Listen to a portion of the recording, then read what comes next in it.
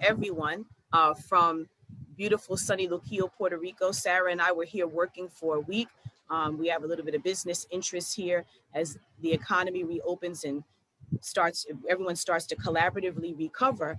There are a lot of creative tools that people are using now to take advantage of some of the opportunities in the market. So today is really all about becoming a consultant part two and giving you some actual hands-on tools, because there were a lot of questions after the first session about how do I price? How do I identify clients? How do I market myself? I've been working for someone else for 30 years in an industry. Now I'm retiring. I see David Lang is retiring. Roberta has been with us on a few different workshops. She has a nonprofit. I see some folks here from Health and Wellness, Andrea specifically, or Andrea specifically. So we're hoping that today we can give you a blueprint of sorts and kind of give you some information and some tools to go away with. My name is Nicole Jean Christian. I'm part owner of Domesticology Incorporated. I also have my own business, NJC Consultant. I'm an economic development professional. I've written and been awarded grants totaling almost $30 million over a 15-year period.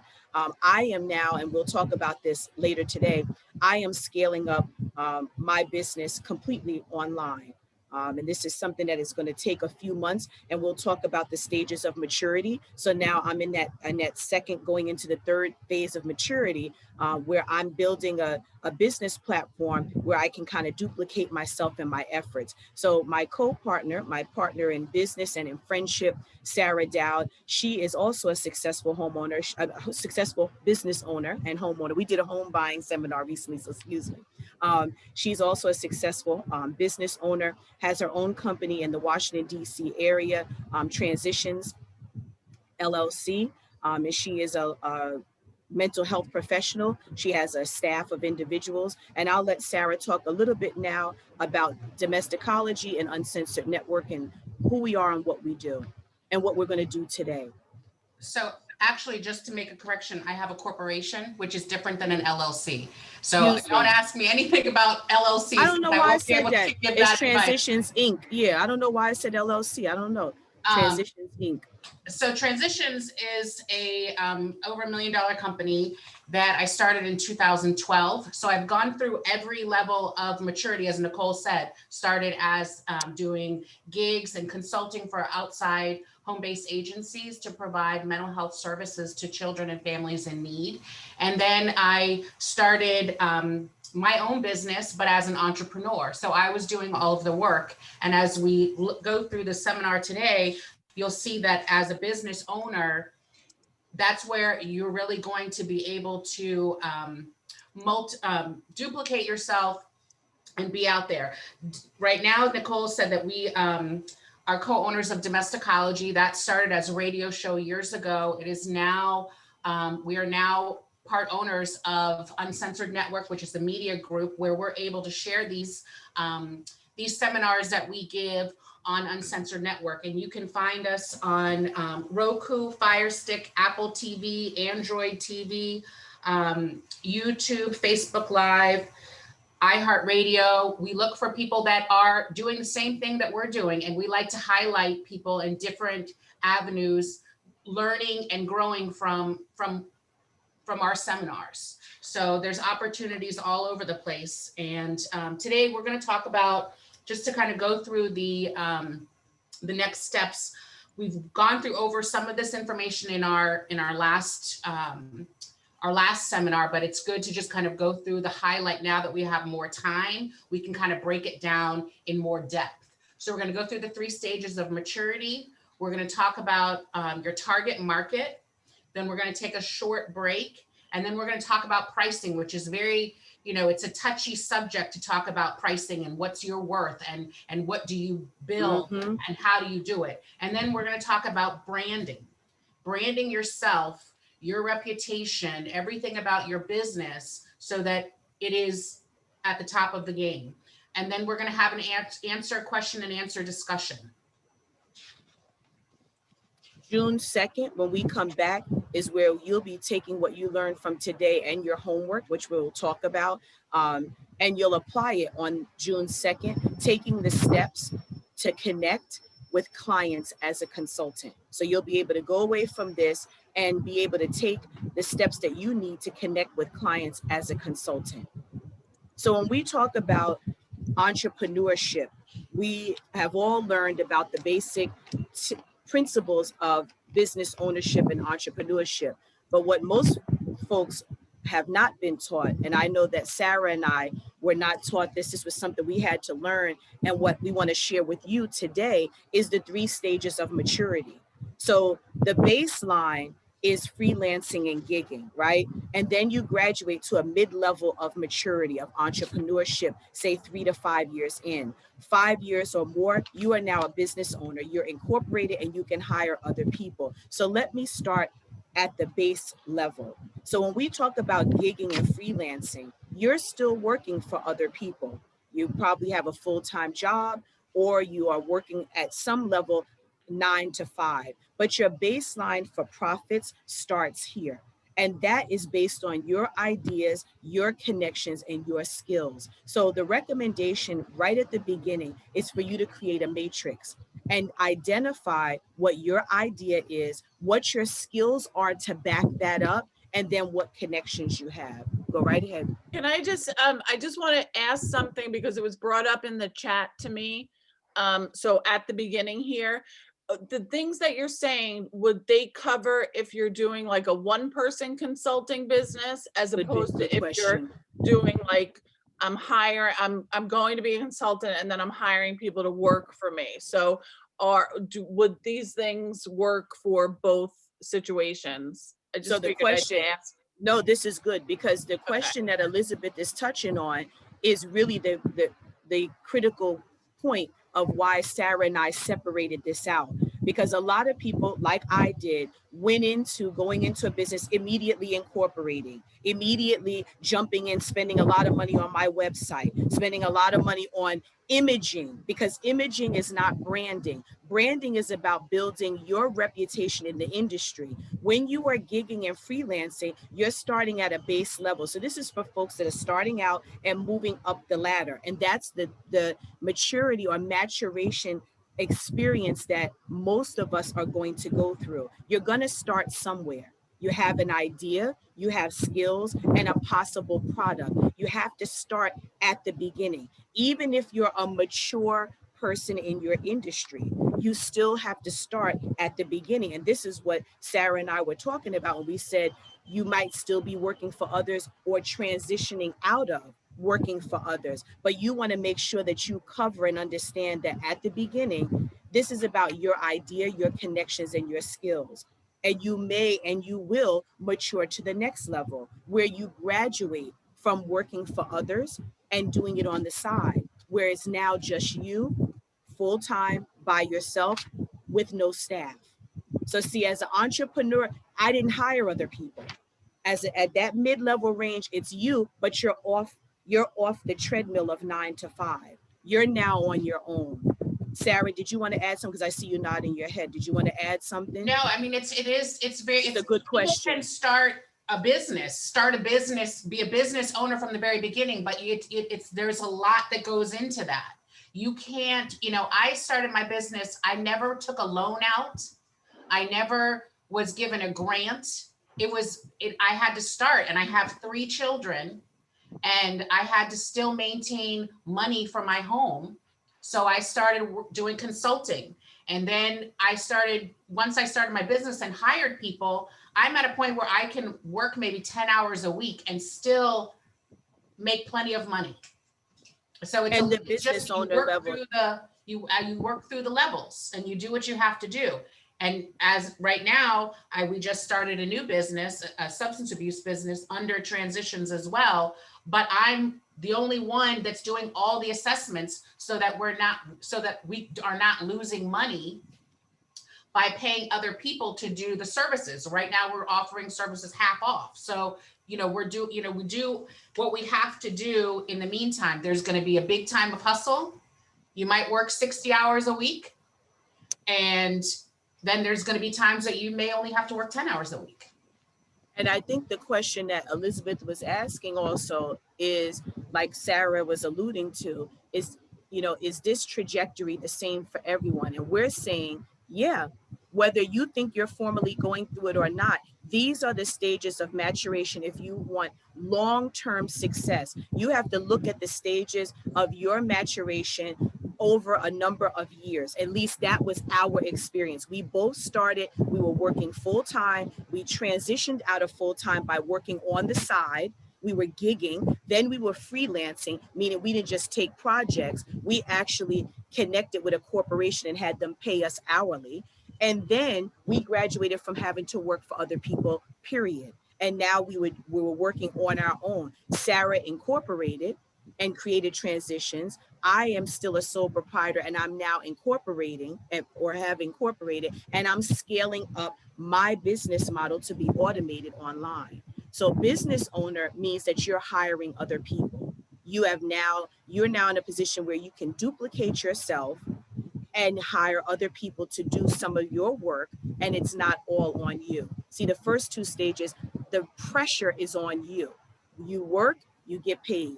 When you are a business owner and you hire other people, you don't necessarily have to put in the number of hours that you would otherwise. I hope that makes sense to all of you. Okay. But we wanted you to understand that it's all about your idea, your connection, and your skills. Be clear about all three, because there's a passion, and that's ideas, and then there's the connections where you're going to actually be able to market and make money, and your skill, which is what's valued in the marketplace. Because there's a lot of ideas I have that aren't valued in the marketplace. I have a lot of passion on certain things, but it's not valued in the marketplace. It might be something I enjoy. It's an idea, it's creative, it's an outlet, but it's not valued in the marketplace. So you have to look at what skills you have that are valued in the marketplace. Your target market. When we talk about how you're going to connect with clients, because there's a saying in the nonprofit industry, no money, no mission. That's a saying, right? In the nonprofit industry that, if you have a mission, there's no mission unless you have money. It's the same thing with consulting. Unless you have a client base, there is no business. So you can have a great idea, but you have to be able to fill a need, create a desire, or solve a problem in order for you to connect and create that income stream. And this is another principle Sarah and I had to learn the hard way. I had a good mentor, but there were certain things I had to learn by trial and error about how to actually identify my target market. So the target market, you want to be able to communicate, connect, and maintain a relationship with folks so that you can continue to tailor your services to fill a need, to create desire, or solve a problem. Solving a problem, and that Sarah will take on filling a need, and then we're going to take Q&A and discussion. This is our break point now. Solving a problem is about filling a gap. So identifying a gap in your industry that's not being satisfied and finding a way to fit your ideas and skills in that gap. For me as an economic development professional, I realized and learned over the years that many agencies lacked good in-house grant writing skill. And I'll say that again. What I realized is many agencies at the state and the town and county level lacked really good in-house grant writing services. I heard about people constantly getting hired to write grants that didn't write as well as I did. So I've identified one of the problems that some of my government agencies had. Those are my clients, municipalities, and I've solved that problem by presenting myself. Creating a desire is actually giving a potential client an idea that they need something that they may not have been thinking about before. So you may be in a position where you have to cultivate the desire for something by a client, because many municipalities, when I first meet them, they don't want my grant writer pitch. Oh no, we've got it. We're okay. We don't need a grant writer. Oh, you don't? And then I go right into my value proposition. Well, what is your approval rate? What's your approval ratio? How many grants do you write, and what's the percentage that you get awarded? How many awards do you get and you don't get reimbursed on the back end? That's what I do. I'm an expert in getting the grant and getting your money. So understand that when you talk about your target market, how do I get clients? Solve a problem, create, fill that gap, possibly cultivate desire. That means educating. You may have to educate clients. for them to know that they need you. Mhm. And Sarah will talk about filling a need, and then we'll take some discussion because we're right on time. We want to make sure we fold in enough time to have some talk and Q&A. Right. When we talk about filling a need, we talk, one thing that I do is when my target market is social services, families in need, the Department of Child Protective Services. When I talk to them, I have to put myself, and that's where we go into the branding, but put myself out there and listen to what the need is. And that way I can curtail services. My business is known to be very unique in family focused services. So you want to not be a cookie cutter business unless you're selling a product that everybody wants. But Right. if everybody wanted, if every business was the same, I know I would be thin as a rail because I would have the key, right? But everyone learns and changes differently. So you got to fill the need, which means letting your client talk to you and just get it all out. And then say, in my mind, I say, well, how can I help you that's different than what someone else has tried to do? Fill the need and fill that gap. Very And good. Nicole and I, we've done huge studies on filling the gap across businesses, families, immigration, everything. And you have to be unique and fill that void that your client is looking for. Really important. Really important for you to understand how to fill a need, create desire, thank you, or solve a problem. Very good segue, Sarah. We're going to open it up and ask you to take off your mute. We've got a good 5 to 7 minutes. We just want to have an organic discussion about how you feel about what we've shared, the 3 stages of maturation, and then this idea about solving a problem, creating desire, or filling a need. What's your comfort level and how do you all feel about that?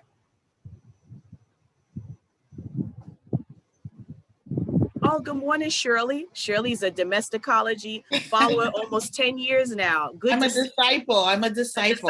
Yes, she is. Shirley, any comments or reflections on that? I do.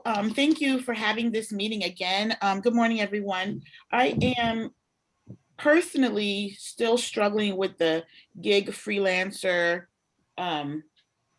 leap into the next stage. And recently, a collective of friends of mine who are similar, kind of like you and Miss Dowd, similar age, stage, or whatever, we have come together to try to create a business. And as I reflect on this presentation and your previous web seminars, I really feel like we're skipping. Oh, I'm a little nervous because we're putting okay. some money together. We've tried to incorporate, and even when we sit and have our meetings, I feel that we are struggling a little bit with defining our need. Like I know what my part of the pie is, and that I'm clear, and I still need more, practice time, more experience in it, I think what Shirley's talking about is the stages, Yes. being on the same frequency with a group of people. I will let Sarah take her, I was going to say, thank you. I'll let Sarah take her 30 seconds and I'll do 30 seconds on starting a business with other people.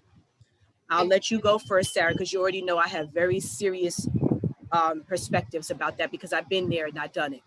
And I've done it as well. And I can say sometimes it works and and a lot of times it doesn't. When you have multiple people come together to start a business, not everybody is as hungry as everybody else. They are not financially equipped to put forth funding towards the business expenses.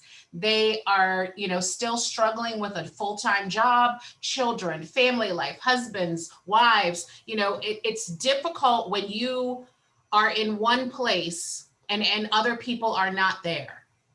So it's, I would suggest contracts. I would suggest everything on paper. Put it all on paper. put it She's all talking in. about contracts with your potential partners. If you're going into a business with a group of people, Sarah just targeted everything I was going to say about being hungry, your equal contributions, all of these elements that are really outside of your control. And that was the mistake. And I'll admit it, these were the mistakes that, and this is in our book, in the pandemic pivot, is avoiding these fatal flaws, these fatal errors. Just because you get along with someone doesn't mean you can run a business with them. And one of the mistakes I made is I didn't write everything down. Okay, so I partnered up without making it official. And number two, we were not on the same frequency. We didn't have the same goal as it related to operating a business. As you all know, some of you know me from Long Island. I am very compassionate. I contribute a lot of my time gratis. I volunteer. I have a faith-based platform, foundation in my spiritual life. All of that is important, but that's not why I go into business.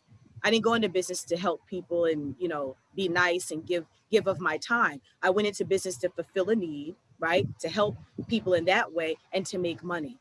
And I was connecting with people that were really using our business platform as a charity and as a platform for themselves to feel good and feel like they could contribute. So I would be mindful of that and being official about it.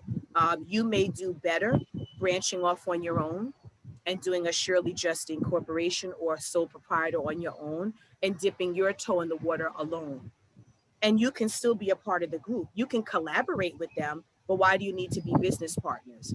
See, I collaborate with a lot of people, but they're not in business with me. So I would be their consultant. No, you would just work together. You would go get a project and you would work together on it. But the paycheck comes to surely just. Right. And this may be a total different topic. Yeah. Or to do something as far as going through that ladder of maturity, because it sounds like that alone is going through each of those processes in detail over time and what it takes to do each one and what each one really means. That may be a different seminar that we do, but starting a business alone versus with other people is it's very difficult, because you can only control yourself.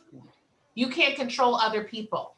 So if you're thinking business is going to be up and running in a month, or you need more time to get out there and do things, and people are expecting you guys to start getting paid in a month, it doesn't work that way. Not if you're building a business. It takes years to start seeing a lot of income in with business. And then you're also relying, and I made the mistake of doing the same thing, had a business partner. I relied on her to do a job and she didn't do it. So when we parted ways, me doing it my way, we doubled income. Because I know my value and what service we're providing. You can't control what other people do. Yeah. But you're splitting a big profit with people that you don't know whether they're doing their job until it's too late. Very good. Very good. No, that's good. I mean, Shirley, you touch on something very important. Joanne put something very good. She said she's looking for more clients. She's got a consultancy focused on professional and personal development, workshops, etc. I see you unmuted, Joanne. Did you want to add something, Joanne? I just want to make sure I give everyone an opportunity. Anyone else have a comment, or how do you feel about the 3 stages of maturation, and then what we talked about as far as finding and identifying your target market? All right. Elizabeth is back. She lost a little bit of internet connection. We're back. We're going to take a 3-minute break. Good, you're back. We're going to take a 3-minute break, stretch, get some air, take a bio break if you need. And then we're going to come right back and we're going to go right into pricing to profit. How do you, after you've identified your target market, after you've already identified and put on paper your matrix of your idea, your skills and your connections. Now, how do you price yourself and have this, like Sarah said, this difficult discussion about money so that you can price yourself to make a profit? All right, so we'll come back. It's 10:30 now. We'll come back at 10:33, and then we will continue from there. So take a stretch, a good breather, and we'll be right back.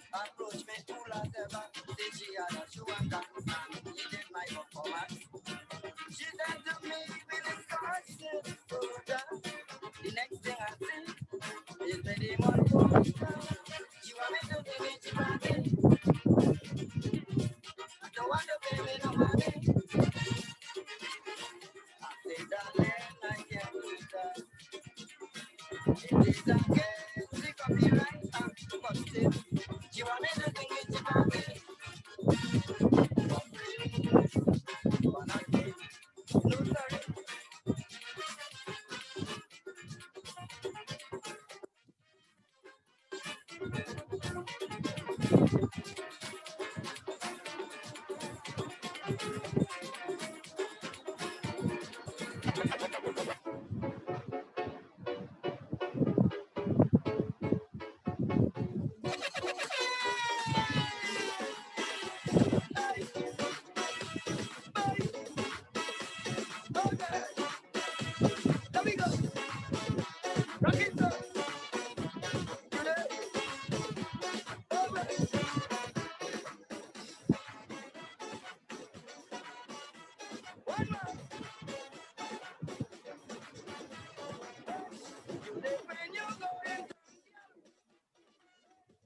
How you moving around, child?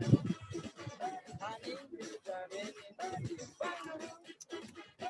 I'm again, I am a new girl, but all the time to come back, child. Don't be crazy, don't not be child. It could be detrimental of time. Because Tuesday night, when the men get tight, they don't care who get by.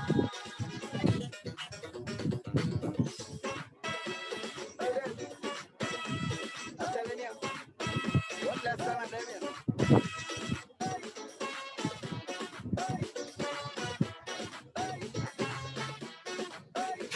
Let me go to what we want to do, what you want to do. Let them know.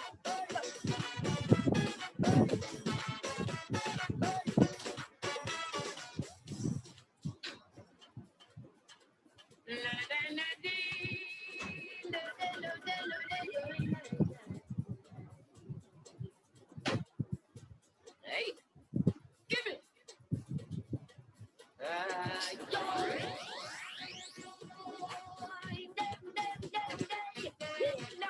Give it. Lady, dance with me tonight. Lady, give me a chance to hold you tight. Good morning.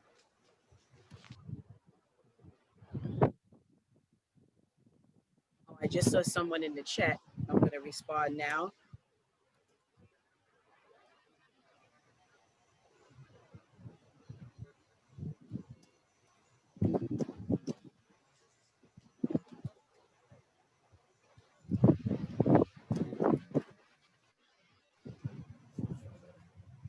All right. Welcome back, everyone. Any questions or comments just about what we've covered so far? We're going to go right into the meat and potatoes of consultancy. The consultancy will only work if you're priced to profit. It took me quite a few years to master my profit margins in order to get beyond breaking even. And one of those things was making sure that I had developed an hourly rate that really took into consideration the amount of work or the amount of labor that I put in to develop the skill itself, to administer it, and then also to stay in communication and with my client, and also to, I don't want to say perceive their needs, but to be proactive. You know, all of that goes into your pricing model. So your hourly rate needs to capture a few things. Number one, it needs to capture and be realistic as it relates to the market. I had to take a deep dive into economic development and find out what did grant writers or economic development professionals on Long Island charge. And of course, I was undercutting myself and I was not charging enough. So number one, we need to make sure that the industry standard is clear. And also, we have to take into consideration how much time and energy it really does take to deliver that service. So as a grant writer, I don't just charge, or my labor doesn't start when the pen hits the paper. I also am being paid to think. I have to think creatively. So I had to create an actual billing process that captured how much time I spent for each client. So some of you may have a product or a service that can capture all that, maybe with a retainer. Like maybe you work for a particular agency and you do 5 or 6 of the same things every month, and you can charge them $5,000 and draw down from that balance. My business model doesn't work that way. So I might work on a grant application for $150,000 that takes 30 hours. Or I might work on a grant application for $2 million that I work 60 hours. But we have to find a way to capture how much our thinking process, preparation, travel, etc., goes into that hourly rate. And it needs to be realistic as it reflects the current trends in the market. Second is having a contract. I made the mistake again of working on a contract for a vendor who will remain nameless on Long Island without a contract. And this was a well-known, very large agency. And that was 7 years ago, and I have still yet to get paid. So they took my grant application, they were awarded, and they never paid me. And my brother, who is an attorney, said, too bad. You didn't have a contract. I started work, I did the application, they were up against it with a timeline. I knew a person that worked there, and I did it without a contract. So you have to make sure that you have the ability to bind your relationship with the client through a contract. And that has nothing to do with friendship. So I have an attorney that has boilerplate contracts for me. I have 2 or 3 versions. And I paid for that because of that experience that I had of not being paid. Sarah's going to talk about incentives. I will finish up with retainer. A retainer works, as I said, if you are going to perform the same type of services for a client regularly, then a retainer might work, where you charge a certain amount down and you draw down from the balance. I have done a retainer depending on the length of time that I've known the client and the timing. So if you're a new client and you come to me and tell me you need something done within 6 weeks, you're paying me a 50% retainer because I don't know you. I have no business experience with you. So think about the hourly rate. Am I capturing realistically what it takes for me to deliver?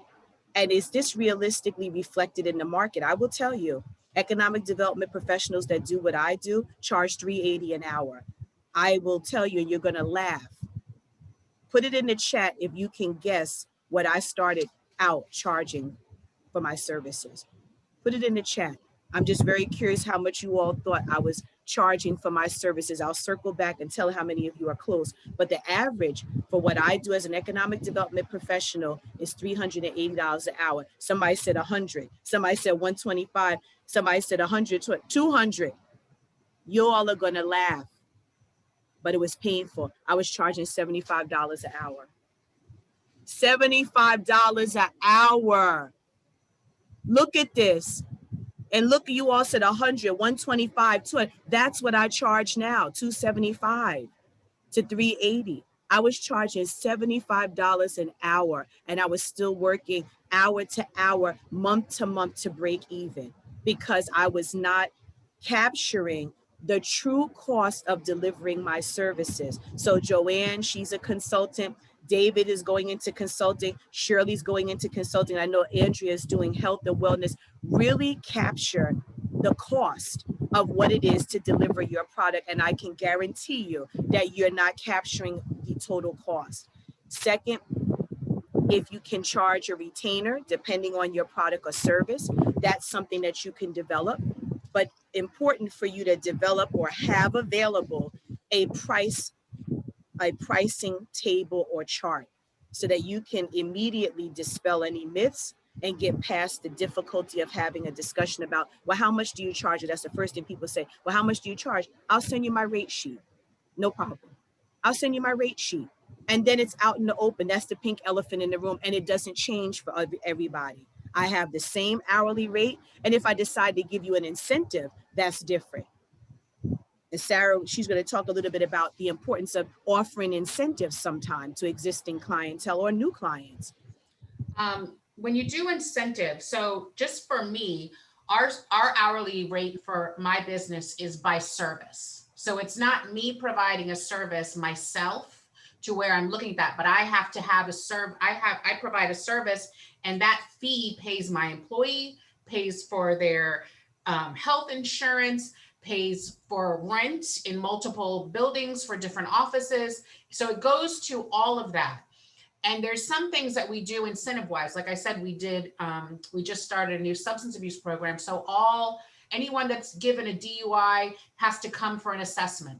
And so we're doing an incentive right now where we're only charging $50 for an assessment that typically costs $100 to $250, depending on what the need is. So we're doing that. Anyone that calls, I talk to them, listen to them, find out what the need is. And then I say, well, here, we're running a special right now, half off for ASAP people. They sign up immediately because people like to know that what they're getting is a good deal. But then also, I don't charge for my particular time unless I'm doing a consulting so if I go to a funding meeting, I'm not charging them for me to be at the funding meeting. This is just me as a business owner. I'm not charging myself. My business is my name and who I am. And I want to make sure that the information is correct as it's passed by. So that's an incentive as well. I show up to meetings as the business owner and I'm not charging you. Now, if you want me to do the actual work, I'm going to charge you because my time is money. But as far as building my brand and keeping people interested and knowing who I am and who my business is, I go to those meetings and I don't charge. Someone says, I want to, talk about a case. Okay, let's talk about it. You're not going to get a timesheet from me. So that's important with your, with having incentive to get people to keep coming back. Yeah, there was in the chat, Sarah just touched on something I think kind of ignited the chat. Joanne said she charges a fee to develop a workshop for each client. Andrea said she provides services as a consultant using a flat rate rather than hourly because she thought it would be easier than having clients watch the clock. So let me touch on those 2 points. You can do that, the flat fee, but I would recommend that you try an hourly rate with an NTE.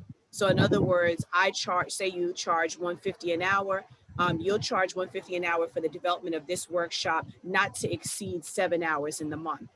And that will help the client kind of get an idea and a concept of what your true value is. See, my issue with flat fees and flat rates is that the client doesn't go away with a true appreciation for the value of your services. You are able to increase your prices when people know what they're paying for per hour.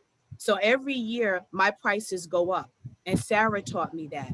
Because Sarah said, you've been in business 5 years doing this, Nicole, and you have never done a rate increase. So now when they sign a contract, it says right at the bottom, December 31st of every year, the price will reflect the changes and fluctuations in the market as of January 1st. So when you charge per hour, the reason for that is to allow the client to truly value your time and to know what it really costs. Because if I charge you $1,000, this year, and then a year or two, I'm in the business, I'm making money, I'm putting more time and energy. I've hired people. I've put money into marketing. I'm building up my online virtual platform. I'm going ham on social media, and I decide to increase the rate. First thing the client is going to say, for what? What am I getting? Additionally, you did it for $1,000 for 3 years. Why do you want to charge $1,500 now? They don't care about your profit margin because you can't say that, right? So I did the same thing. I used to charge a flat fee for grants. And when I would have to revisit, because I would usually work more or less than what that flat fee actually represented, there was always this going back and forth in negotiation at the back end, which is never pleasant. But if you lead with the hourly rate and give your clients that are loyal to you incentives. So someone that's been doing business with me for 5 years, I'll do a last minute grant application for you for $1,500. Flat fee. That's it. I'll put it on the back end. I'll put it on next month's bill.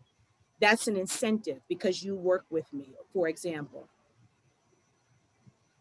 And Joanne was saying that she charges a fee to develop a workshop for each client. Andrea was saying that, you know, she used a flat fee because she doesn't want the client watching the clock. Sarah, did you have anything to add to that? No, I think you said everything. There's nothing I would, it's tough with flat rates. And what I've seen is people will take advantage of your time. They're not going to be happy at the end of the day. And you as a business owner or an entrepreneur, as a consultant, are going to have to give them a product that they like. And if they get to the time where you've spent 20 hours for, you know, hundreds of dollars, and then they said, you know what, I just want to start over. This is not what I'm liking. I don't like it. That happens. And you end up working for free for a long period of time. And at some point you have to say, no, it's easier to do it this way. It's easier to do it hourly or cut it off, just like Nicole said, with an hour time. An NTE. Yep. Not to exceed. That helps you manage your expectations. You put that NTE in there. Another experience with flat rate, I did a flat rate, and this particular client, who I don't do business with anymore, used my invoice and my proposal to shop around in comparison shop, and came back to me and said, oh, well, you said you do it for $1,500, $2,000, but someone else in Mineola said they'll do it for $1,150. You know, can't you give me a break? So it started off immediately with me justifying instead of valuing. See, you want clients to value. You don't ever want to be in a position where you're justifying your time. So if you lead out and have the difficult discussion early on, because I've had people say, not now, but in my earlier stages of development, because my reputation precedes it now, no one questions my hourly rate. But before, when it was $275, I'm in the 300s now. Oh, well, why is it $275? What am I getting? Oh, well, I have 10 years of experience. I was a commissioner at every level of discipline and economic development. I have federal, state, county, and town level grant writing and administrative experiences. I have access to a very mature cadre of professionals in Washington that give me up to the minute information related to all of my grant applications. You know, so I was able to tell them what my value proposition was when they came back at me. Why are you $275? Now, the other thing Sarah taught me that I'm working on now is my M and WBE certification for New York. I'm getting certified. That right there is going to increase my hourly rate by 15%. Just that certification alone, because that means I've been trained, I've been vetted, I'm certified, I have gone through all of the state requirements as far as my billing proposition, my financial position. That's giving you as a client another level of assurance and trust in what I offer to you, because the state is certifying me. Sarah has her state certification in Virginia. I'm doing mine now in New York. So that was, you know, the reason why Joanne said, she said, I include my hourly rate for workshop development in my contracts along with cancellation clause. Excellent. See, that's what you want. If you're going to do a flat fee, Joanne's got it. You make sure that the hourly rate is put there. So they say, oh, Joanne charges $2,500 for this workshop. Her hourly rate is $250. So if I need her to go over or do something else, I got an idea here. I could afford 5 more hours, you know, and give her more business. But you got, you know, you give the client something to work with. Yeah. Very good. And our final element for today, before we go into preparing for your homework for June, is about pricing to profit. We talked about rate, contract, incentive. Now we're going to talk about the difficulty of billing, reporting, and performance. So my mentor told me, you're only as wealthy as you bill for. So you got to bill. We have to bill on a regular basis, and it has to be consistent. I bill on the 30th of every month. I was up, Sarah and I were traveling. We were both up until 2 o'clock in the morning making payroll. I would not leave or do anything on the 30th of the month unless I got my invoices out. So billing consistently allows you to report to your clients your project, your progress, and gives them an opportunity to see what your performance level is. So I use billing as an opportunity, not only to get paid, but to report and to show my performance level. And that's through any, I bill, we send monthly reports. We have supervisors that talk about performance. We do trainings. It's very important that you're able to prove to the client the work that you're doing and the value of the success. And sometimes in some businesses, there's not always success. So you don't think that I tell my people, don't think every case we're going to save. Not every child is going to go home. They're going to be adopted or they're going to be in foster care. So at the end of the day, we need to justify why and how we're doing the services and what we've done. That will keep people coming back as well. And reporting like I said, reporting allows you that opportunity to share with your client your performance. And even what I do is I use it as a peak and valley. I discuss what were the peaks of this experience, what were the valleys, what are some things that need improvement, what are some things that we did really well on. I use billing as that opportunity. There is a question in here about working on New York State. Yes, the certification and the DEI certification. Very important. Very important, Andrea, to get your certifications in. Elizabeth put in the chat, when someone asks your rate, don't respond, what's your budget? Oh, yes. Yes. Because they're going to lowball you. Yes, she said 0. Look, Elizabeth said 0. Yes, when someone asks your rate, you want to give them the rate sheet. Here it is. This is what I charge. This is who I am, what I do, and this is what you're getting for that dollar. And when someone does ask you, you have to, feel comfortable. That's all we're hoping we get across to you. Come up with a number that you feel comfortable with, that you can build on over time. Mm-hmm. Sustaining your brand is about more than spending money on websites and blowing up social media. All that's important. Sarah and I are doing that right now, but it's also about understanding how to stay or keep longevity in the industry. That's really what sustaining your brand is about, is being in the industry and being relied upon as an expert, being identified as an expert and someone that knows what they're doing in your field. 3 ways that we have found that business owners have great long-term success is by automating, creating, or duplicating. Automating, I shared with you all, is about scaling up your business model so that it can take you out of the equation up front, and your client can pick and choose how to utilize your product or services, maybe through an online portal of some sort, and it's automated, so it doesn't take a lot of experience, a lot of your time and energy to actually deliver the product. Creating is creating a product or an investment opportunity. So some of you are in a business like Andrea's in health and wellness. She's doing workshops. She might be doing some one-on-one health and wellness counseling, maybe some coaching. That's a product. Creating a product is a vehicle. That's one way to do it. And it creates an investment opportunity if you want to bring other people on. You may want to bring on investors instead of staffers. And then duplicating yourself is when you incorporate, well, they're doing some work here, excuse me, is when you incorporate and you're able to do your business by duplicating yourself through the work of others. And that's where Sarah's at, where you can hire staff. I'll let Sarah finish up. I just wanted to cover those 3.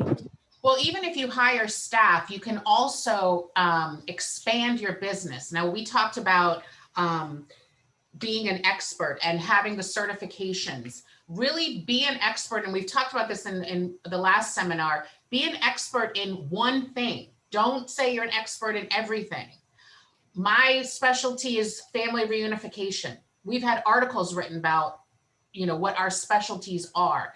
But when you are duplicating, you can bring on like-minded people that have a different expertise that can now you're branching out into other services. So I might have the reunification, but someone that I hire might be an awesome parent coach. And that's their thing. And then you're able to say in a need, well, hey, I have an expert parent coach that does, that's on my team.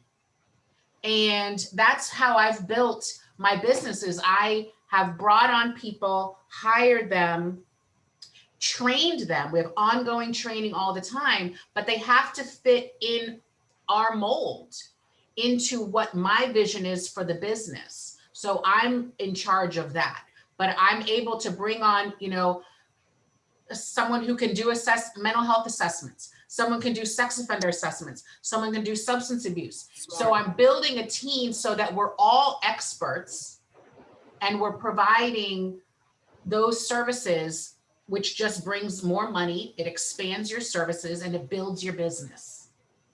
And I added while Sarah was talking, specializing and augmenting. I left that off. When you incorporate, when you're duplicating, you are specializing. You're creating an arm of something that might be very special as far as what your clients need. You hire, specifically you hire staff for that. Like Sarah was using as an example, the reunification and the parenting coach. When we meet up in June, and we'll get into some discussion now, when we meet up in June, we want you to come prepared to talk about, identify and be able to discuss your affiliations, your associations, and your membership. This is really the crux. This is the foundation of your business's long-term success. So affiliation is about your industry overall. So I'm an economic development professional. Sarah is a mental health professional. So our affiliation is with those particular industries. What is your footprint in your particular industry? Are you members of any type of organization that's a leader in that particular industry? What are your affiliations? Associations. These are people that you work side by side in the industry. So in economic development, there's some folks that do large scale financing packages for governments, right? I know people that can do that. There are people that are very good at preparing clients to go in front of the Industrial Development Agency for tax incentives for large scale construction. I know those people. I've partnered and collaborated with them when I've worked with certain clients that would need that in their service stream. So what are your associations? Who are some of the people that you work alongside with that may have specialty in other things that you don't do, right? Membership. Are you paying for affiliation in your industry? You should be. You can pay for your affiliation by becoming a member of your local chamber or your business association, or what I do, I present at academic conferences. So I write papers every year, and I'm a member of certain regional organizations that do conferences, like the International Economic Development Council, IEDC. I'm working on my certification now as an economic development professional. They do a conference every year. NACOPA, that's the Northeast Public Administration Society. I'm a member and I present there as well. There's a few that I do, the National Association of Counties, Villages, and Towns. I present and I go to their conferences. So membership, are you paying for affiliation in your industry? You should be doing that. So come on June 2nd prepared, maybe put a little matrix together to identify where your affiliations are, where are your associations, and where are your memberships. And we'll build a blueprint because you may need to improve and strengthen in one area or another. So please don't forget to register for June 2nd. We are very excited to bring that next session to you where we're going to talk about building your footprint, building your roots in the industry so that you can continue doing your one good thing great. Remember, Sarah said, don't be a jack of all trades. We want to do one good thing great. And the way to do that is by focusing on affiliation, association, and membership. And I'm going to bring some examples based on what I captured in the chat of some affiliations, and associations in your particular industry. I'm going to bring that with me as a way. We're going to talk about that. So I'm going to open it up for questions and comments. This was very good. A lot of good questions and comments. Yes. Anybody have any questions now? Or are you all thinking about where you can submit papers to do presentations? That's exactly what I'm thinking of. Who said that? Andrea. Andrea said that? Yes, yes. It's very important. My colleague and I just got accepted into the New York Library Association conference for a paper, for a presentation. So, and we try every year, we submit something. Sometimes what we submit fits in with their goals for the year and they accept us, and sometimes they don't. But every year we submit something. And Very this good. year, 3 library presentations were accepted. So you just, Nice. yeah. So to speak and to write is you submitting? I had no idea. Yes? Wait, what was the question? So when you're speaking at different events or conferences or writing publications or newsletters for organizations, it's you looking for that and submitting a request? Go ahead, Elizabeth, you depends. answer first, yeah. Yeah, I mean, for us, we write a lot of articles and that comes different ways depending on who we're writing for. Some of them, you know, if you're writing for a peer-reviewed journal, that's huge. And there's a lot of steps involved with that, but you can write for local papers and you really can just find, you know, reach out and say, can I write articles for you? Write an article that you think might fit with what they do and send it to them and say, are you interested, or send them part of it. As far as conferences, again, that really depends. Nicole's doing academic conferences, which is different than what we're doing. Most conferences though, so if there are conferences, they're generally annual or biannual, you know when they're coming. They'll put out a call for presentations or a call for papers, and they'll say, okay, from this time to this time, we're accepting presentation proposals. I've spoken at several conferences and the application process is different for all of them. Some is very detailed. They want to see your PowerPoint. They want to see an outline. They want to know exactly what you're going to do. There might be several parts to the process of you getting accepted. And then some are a little lighter. They just want, you know, a few sentences about what you're doing. And if they accept you, they want more. So it really runs the gamut. This one that we just got accepted to was kind of in the middle. They wanted to know a lot about what we were presenting, how we were going to market it, how they could market it. And apparently we fit with what they were looking for this year. So there's three different types of conferences, Andrea. There's professional, academic, and industry, right? So I presented academic, but I also present at professional and at industry events. So look at it in those 3 categories. With Elizabeth, what they have now been identified or chosen to present is that, you know, this is a professional association for librarians, which is important, you know, so find out the professional circles in your industry, and I guarantee you that there's a local conference. This is a paper, I try to write a published paper at least every 2 years. This took about 18 months. I wrote this with 2 tenured professors at LIU. And it was about bids and economic development policy. They use most of my data as a consultant to fill in the gaps here. We actually did a qualitative analysis on how business improvement districts can enhance gentrification, unfortunately. So it was a critical review, but it put me out there as an industry and an academic, and as being able to be respected as an academic. And that's important because Sarah and I are now teaching domesticology at the college level. That did not happen until I got this published with Professor El-Medni, with Dr. El-Medni, who is a tenure track professor at LIU in the public administration school. Yeah, and So that looks like a peer reviewed. This is peer reviewed. Yeah, Yeah. so peer This reviewed. was in the Journal of Public Yeah. Administration That Education. can take 6 months, 8 months to get peer reviewed, and that means a lot on your resume for sure. But you have those other areas like what Elizabeth was talking about, is you have the professional and you have the industry. So they'll put a conference invitation out, and they'll say call for papers, call for panels, and you do a one-pager.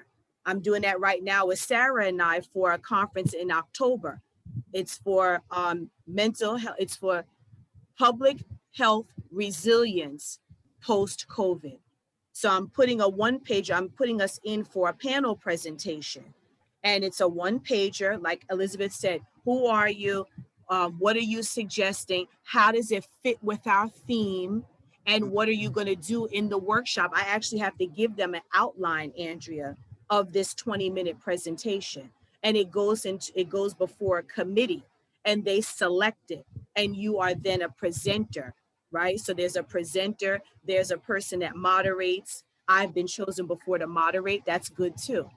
So take a look at the industry, academic, and the professional organizations that you can get membership with and can present with as well. Oh, you're welcome, Joanne and David. They said it's been very informative, and David is just transitioning out of retirement, retired military. Sir, thank you for your service to our country. I'm proud to be an American. I love being in this country. So thank you for your military service. I come from a military family.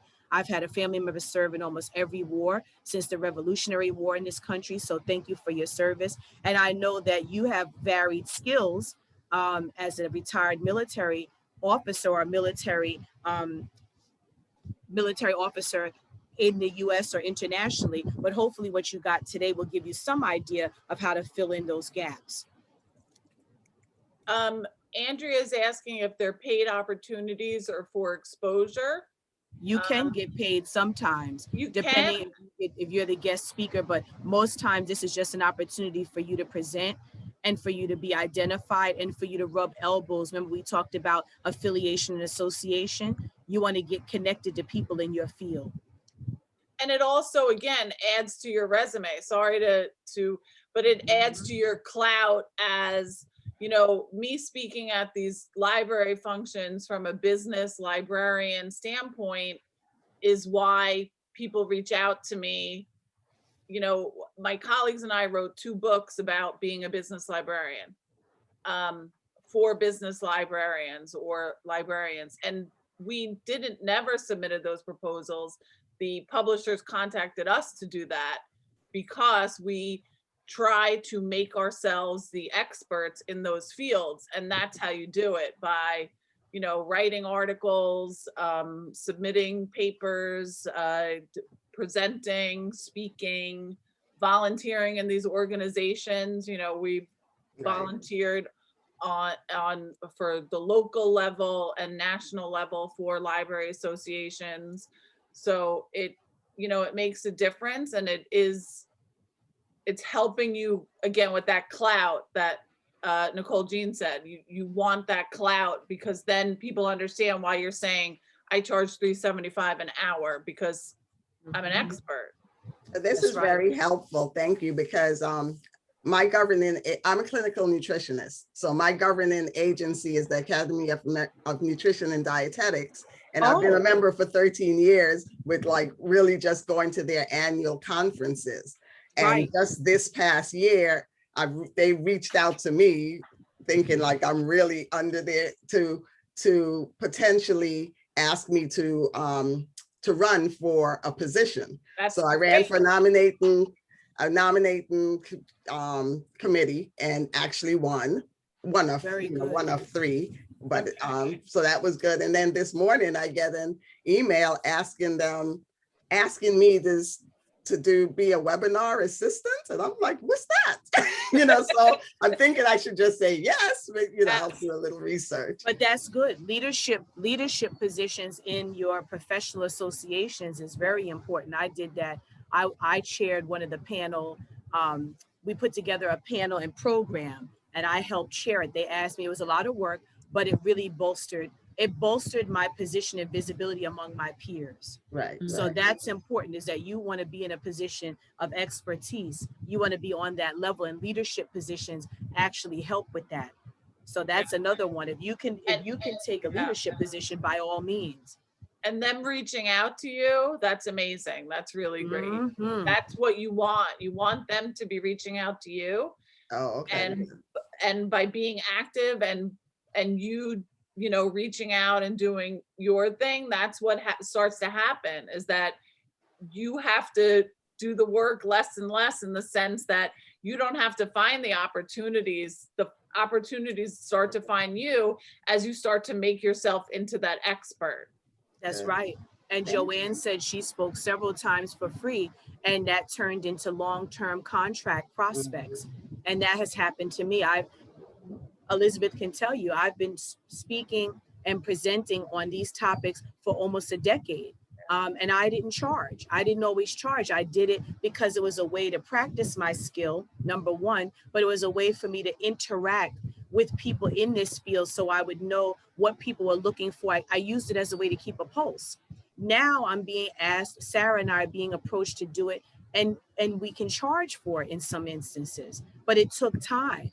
It took time from the affiliation, being affiliated in the industry, then associating with people that are leaders and decision makers in the industry, and then joining, like you have, becoming a member. That's all an important part of the continuum. That's the continuum of your business and consultant success, because a consultant, the business is you. You are the product. That's what's different about this, becoming a consultant, because you're the product. So I hope this was helpful. I hope everyone got something out of it. Any questions or comments? Because I know we're getting close to the time. I don't want to, and we can stick around for a bit. I think, I think that's a great place to end. I put it in the chat. You are the product. And I think I wrote it, me typing it, I remember it better. But I just think that's such an important thing to remember. And, at the Miller Center, we work with a lot of, self-employed people, entrepreneurs, consultants, and they forget themselves a lot when they're doing it. They especially forget themselves when they're pricing. So I love to hear all this stuff about valuing your time and your expertise, but having that, the backup to say, this is why I'm doing it, because I've spoken here and I wrote this and I did this, is just a great way to end it. And I put it in the chat. Please, if anybody doesn't know how to even start finding the associations they need for their industry or organizations, I absolutely have my email in the chat and you can contact me. We all have a lot of work to do before June 2nd. If you registered for this, the link will work for June 2nd, but I'll send out a reminder on June 1st anyway. Thank you so much, guys. Really appreciate it. We're all jealous of Nicole because she's, at the beach. That's right. I'll be out sunning this afternoon and then back in meetings this evening. That's the goal. That's the goal. Enjoy. Thank you all so much. And I hope this was helpful. Good night. It was good. We'll have a good day. It was good to see everyone. Shirley and Roberta, a lot of new and some repeat faces. Andrea, Joanne, it was great that you joined us today. And I'll look forward to seeing you all June 2nd. Don't forget your homework. Maybe Elizabeth can just send all the registrants a reminder a little bit before June 1st. Absolutely. And that way you come prepared with those three: affiliation, association, and membership. And I did put it in the chat, but I'll mention again that this is recorded. I'll be putting it up on YouTube. So if you enjoyed today and you know that there are people that should have participated, please tell them to watch this and then they can participate on June 2nd. So please It'll be on our YouTube channel. I'd like to say by today, it most likely will, but to save yourself any hassle, try tomorrow. All right, Thanks have a for good everyone. afternoon. Thank Hey, you. Shirley, don't forget to email us.